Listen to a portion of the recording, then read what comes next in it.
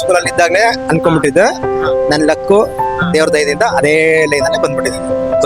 ಬೈಸ್ಕೋಬೇಕು, still go behind teachers, go behind friends, make good friends. Circle ಚೆನ್ನಾಗಿ ಆಗ್ಬೇಕು, ಕೆಟ್ಟದಾಗಿರೋ circle ಸಿಗುತ್ತೆ, ಅಲ್ಲೂ ಕಲ್ತ್ಕೋಬೇಕು. ಚೆನ್ನಾಗಿರೋ ಸರ್ಕಲ್ ಸಿಗುತ್ತೆ, ಅದೆಲ್ಲ ಸ್ಟೂಡೆಂಟ್ ಲೈಫ್ ಅಲ್ಲ ಏನು ಪ್ರಾಕ್ಟೀಸ್ ಆಗ್ಬಿಡ್ಬೇಕು. ಸರ್ ನಿಮ್ಮ ಹೆಸರು? ರಾಘವೇಂದ್ರ. ಸ್ಟೂಡೆಂಟ್ಸ್ ಎನ್ಆರ್ ಅಂತ ಕರೀತಾರೆ. ಲೆಕ್ಚರರ್ ಅನ್ಸುತ್ತೆ ಮೇ ಬಿ. ಕರೆಕ್ಟ್. ಫ್ರೀಲಾನ್ಸರ್ ನಾನು, ಫಿಸಿಕ್ಸ್ ಟೀಚರ್. 9 to 5 ಅಂದಿದ ತಕ್ಷಣ ನಿಮ್ ತಲೆಯಲ್ಲಿ ಏನ್ ಬರುತ್ತೆ? 9 to 5 ಅಂದ್ರೆ somewhere they have struck in rat race.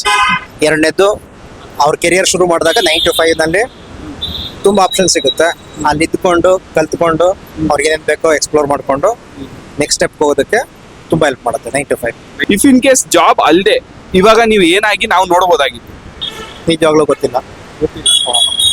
ಯಾಕಂದ್ರೆ ನಾನು ಮುಂಚೆನೇ ಫಿಕ್ಸ್ ಆಗಿದೆ, ಲೆಕ್ಚರರ್ ಅಂತ ಫಿಕ್ಸ್ ಆಗಿದೆ, ಟೀಚರ್ ಅಂತ ಫಿಕ್ಸ್ ಆಗಿದೆ. ಅಂದ್ರೆ ನಿಮ್ ಕನ್ಸೆ ಲೆಕ್ಚರರ್ ಆಗ್ಲೇಬೇಕು. ನಾನು ಸ್ಕೂಲಲ್ಲಿ ಇದ್ದಾಗಲೇ ಅನ್ಕೊಂಡ್ಬಿಟ್ಟಿದ್ದೆ, ನನ್ನ ಲಕ್ಕು ದೇವ್ರ ದಯದಿಂದ ಅದೇ ಲೈನ್ ಅಲ್ಲೇ ಬಂದ್ಬಿಟ್ಟಿದ್ದೀನಿ.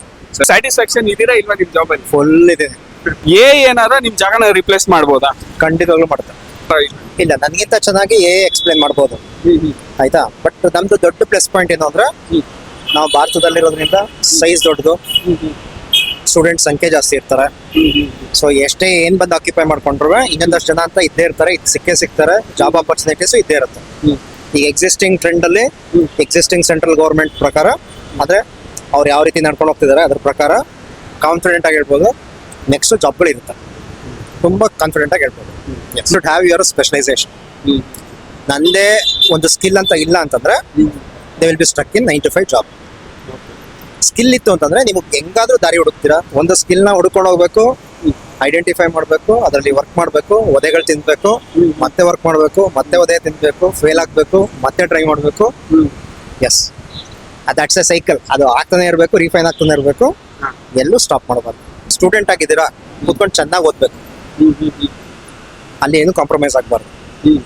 ನೆಕ್ಸ್ಟ್ ಲೆವೆಲ್ ಡಿಗ್ರಿಗೆ ಹೋಗ್ತೀರಾ, since I M A PU teacher, next level ಡಿಗ್ರಿಗೆ ಹೋಗ್ತೀರಾ, ಕೂತ್ಕೊಂಡು ಓದ್ಬೇಕು. ಎಕ್ಸ್ಟ್ರಾ ಟೈಮಲ್ಲಿ ಎಕ್ಸ್ಟ್ರಾ ಕಲ್ತ್ಕೊಳ್ಳಿ. ಅದಾದ ನಂತರ ಕೆಲಸಕ್ಕೆ ಸೇರ್ಕೋತೀರಾ, ಫ್ರಮ್ ಸ್ಕ್ರಾಚ್ ಲರ್ನ್ ಎವ್ರಿಥಿಂಗ್. ನೀವೇನಾದ್ರೂ ಒಂದು ಆಫೀಸಲ್ಲಿ ಕೆಲಸಕ್ಕೆ ಸೇರ್ಕೋತೀರಾ, ಕಸ ಗುಡ್ಸೋದ್ರಿಂದ ಹಿಡಿದು ಮ್ಯಾನೇಜರ್ ಜೊತೆ ಕುತ್ಕೊಂಡು ಮಾತಾಡೋ ತನಕ ಎಲ್ಲಾ ಕೆಲಸನೂ ಮಾಡಿ. You should learn everything.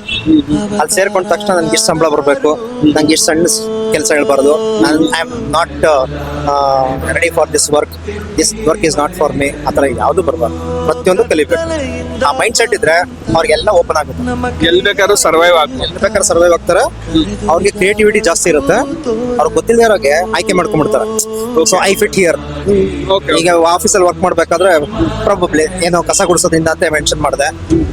ಯಾರಿಗ್ ಗೊತ್ತು, ಒಂದಷ್ಟು ಜನ ಸೇರ್ಕೊಂಡು ಒಂದು ಕಂಪ್ನಿ ತರ ಓಪನ್ ಮಾಡ್ಕೊಂಡು ಹೌಸ್ ಕೀಪಿಂಗ್, ಅದ್ರದ್ದು ಸ್ಟಾರ್ಟ್ಅಪ್ ಏನಾದ್ರು open AI can anything can do but not house keeping. ಶುರು ಮಾಡಿದ್ರೆ ನಿಯತ್ತಾಗಿ ಕೆಲಸ ಶುರು ಮಾಡಿ ಆ ಸ್ಕಿಲ್ ಅಂತ ಕಲ್ತ್ಕೊಂಡ್ರೆ ಎಲ್ಲ ಆಪರ್ಚುನಿಟಿ ಓಪನ್ ಆಗ್ತವೆ.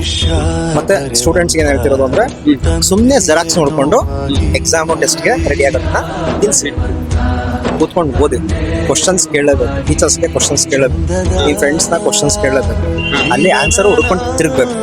ಬೈತಾರೆ, ಬೈಸ್ಕೋಬೇಕು, still go behind teachers, go behind friends, make good friends. Circle ಚೆನ್ನಾಗಿ ಆಗ್ಬೇಕು, ಕೆಟ್ಟದಾಗಿರೋ ಸರ್ಕಲ್ ಸಿಗುತ್ತೆ, ಅಲ್ಲೂ ಕಲ್ತ್ಕೋಬೇಕು. ಚೆನ್ನಾಗಿರೋ ಸರ್ಕಲ್ ಸಿಗುತ್ತೆ, ಅದೆಲ್ಲ ಸ್ಟೂಡೆಂಟ್ ಲೈಫಲ್ಲಿ ಏನು ಪ್ರಾಕ್ಟೀಸ್ ಆಗ್ಬಿಡ್ಬೇಕು.